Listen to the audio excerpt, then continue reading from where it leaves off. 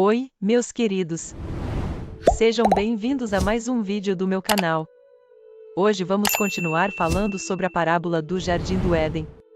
Para quem não viu o meu primeiro vídeo sobre essa parábola bíblica, volte no primeiro vídeo, por favor, para que você possa entender melhor esse assunto. Obrigada! Como seria seu mundo se você tivesse olhos puros demais para ver o que é mal? Como seria sua realidade se você não olhasse para as coisas podres da vida?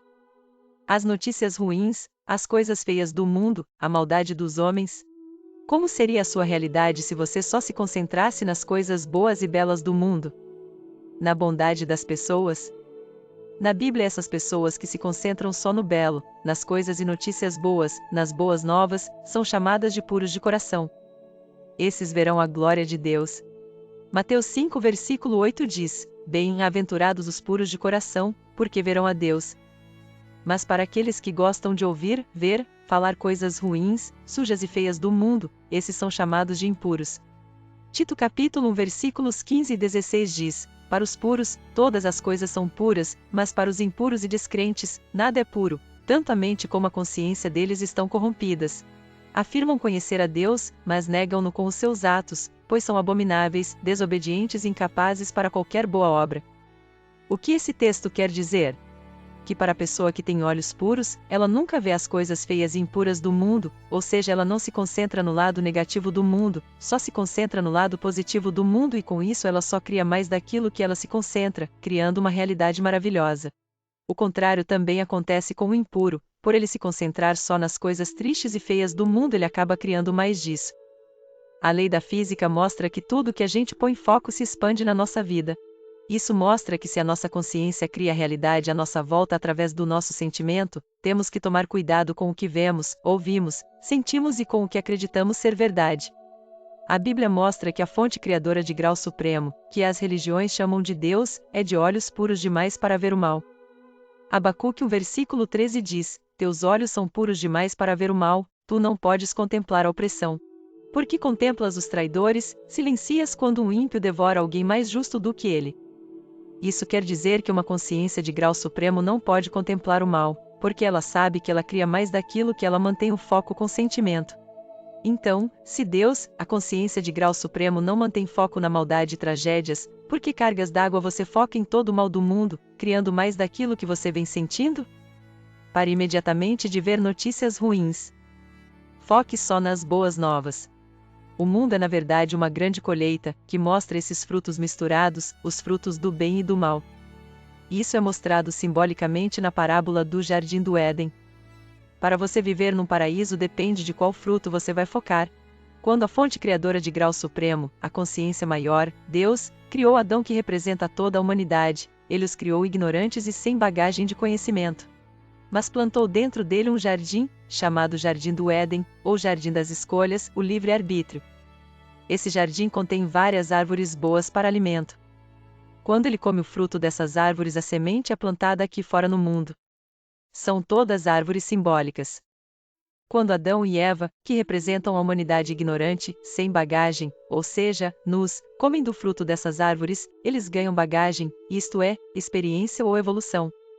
Gênesis 2 versículo 25 diz: Ora, os dois estavam nus, o homem e sua mulher, e não se envergonhavam. O Adão da parábola representa a humanidade geral, todos espíritos materializados. A mulher Eva representa a consciência questionadora do homem, que está em estado de alerta, o consciente do homem. Porque diz o texto que estavam nus e não se envergonhavam?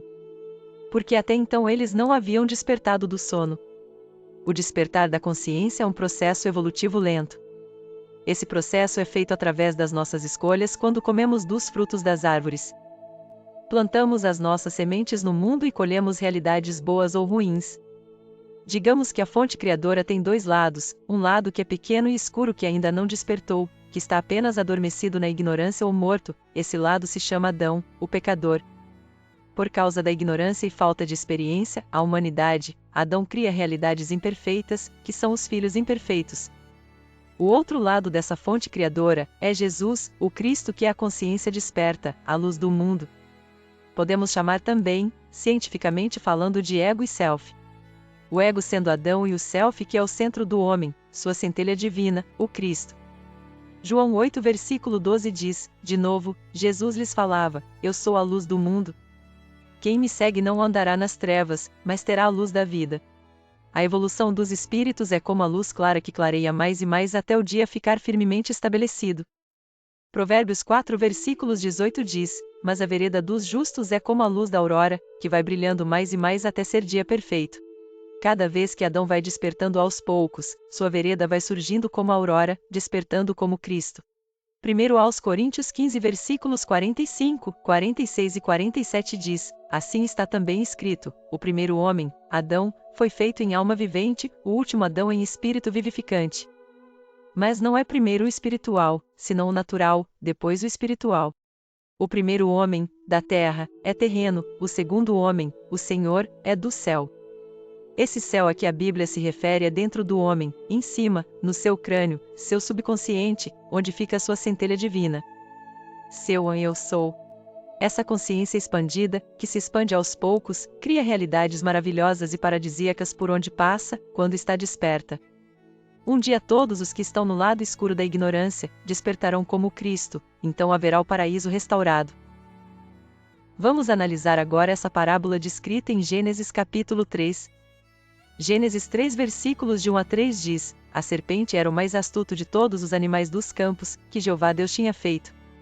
Ela disse à mulher, então Deus disse, vós não podeis comer de todas as árvores do jardim? A mulher respondeu à serpente, nós podemos comer frutos das árvores do jardim. Mas do fruto da árvore que está no meio do jardim, Deus disse, dele não comereis, nele não tocareis, sob pena de morte. Eu quero que vocês esqueçam tudo que pregaram para você num templo religioso sobre essa parábola dizendo que esses personagens desse drama bíblico foram pessoas reais que existiu no passado lá no Oriente Médio. Isso não é verdade. Na verdade, esse drama bíblico acontece todos os dias na mente da humanidade. Uma parábola é uma figura de linguagem que se usam símbolos ou alegorias para esconder um significado oculto.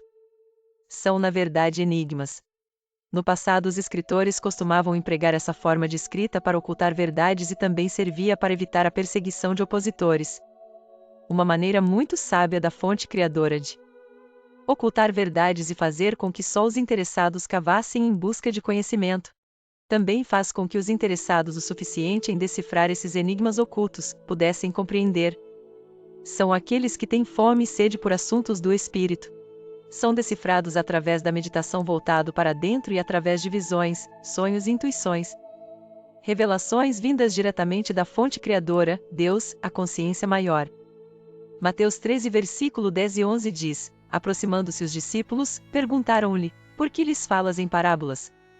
Jesus respondeu, porque a vós foi dado conhecer os mistérios do reino dos céus, mas a eles não. Ou seja, aqueles que não estão interessados em saber.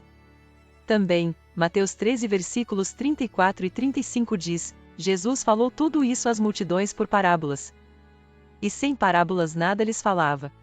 Para que se cumprisse o que foi dito pelo profeta, abrirei a boca em parábolas, proclamarei coisas ocultas desde a fundação do mundo. Todos esses personagens na verdade estão dentro de você, fazem parte de você. Nunca estiveram fora em algum lugar do mundo. Lucas 17 versículos 20, 21 diz, sendo Jesus interrogado pelos fariseus sobre quando viria o reino de Deus, respondeu-lhes, o reino de Deus não vem com aparência exterior, nem dirão, ei-lo aqui, ou, ei-lo ali. Pois o reino de Deus está dentro de vós. Na parábola, o que representa a serpente? Esse símbolo da serpente do Éden é bem abrangente. Ela representa várias coisas em nós no início da nossa caminhada evolutiva e espiritual como espírito. Nas religiões ela é usada como símbolo negativo satânico de um anjo caído literal que se rebelou contra Deus. Quem está vendo ou ouvindo esse vídeo pode respirar aliviado, isso não é verdade. A serpente foi usada nessa parábola pelos escritores sábios da Bíblia como símbolo do ego negativo da humanidade representada por Adão. A energia negativa do homem, a dúvida ou falta de fé de que tudo vai dar certo. Quando o homem se vê como um ser limitado que tem que lutar com suas próprias mãos para conquistar seus objetivos e sonhos, no suor do seu rosto, ele está cego para o ser que ele realmente é, que pode tudo, qualquer coisa. Nada é impossível para Deus. A energia negativa do homem, a dúvida ou falta de fé de que tudo vai dar certo. sorrateiramente se instala na nossa mente como uma serpente que se arrasta e nos oferece a dúvida. É mesmo assim que Deus disse que não podeis? Repare que a energia negativa não nega a existência de Deus, mas ela faz o homem esquecer que o eu sou dele é Deus. A energia negativa em nós, a serpente astuta, que se instala na nossa mente, nos faz duvidarmos que somos o templo do Deus vivo. Ela oferece a Eva que representa a nossa mente desperta, o fruto misturado do bem e do mal. Por comer desse fruto do bem e do mal, que representa energia positiva e energia negativa, a humanidade tem criado realidades misturadas, perfeitas e imperfeitas. Há uma guerra espiritual entre pensamentos positivos e pensamentos negativos. Efésios 6 versículo 12 diz: pois temos uma luta, não contra sangue e carne, mas contra os governos, contra as autoridades, contra os governantes mundiais desta escuridão, contra as forças espirituais malignas nos lugares celestiais. O que esse texto mostra não é uma guerra de anjos bons e maus como diz as religiões, uma guerra fora de nós. Lembre-se que tudo na Bíblia é simbólico. Esses lugares celestiais que a Bíblia fala, estão dentro de nós, da humanidade, que representa Adão. Essa guerra são de pensamentos negativos poderosos que governam a nossa mente e é com esses pensamentos que criamos a nossa experiência aqui fora, criando realidades boas ou más. São frutos misturados. A energia negativa está governando o mundo da humanidade desde a fundação do mundo. 1 João 5 versículo 19 diz: nós sabemos que somos de Deus e que o mundo inteiro está sob o poder do maligno. A energia negativa, a dúvida, a falta de fé são a mesma coisa, representa a serpente, o mais cauteloso dos animais que Jeová Deus havia criado. Quem é Jeová Deus? Você mesmo, o seu eu sou. A parábola diz que Deus fez Adão cair no sono. Deus, que é o subconsciente do homem, fez ele cair no esquecimento que ele é Deus.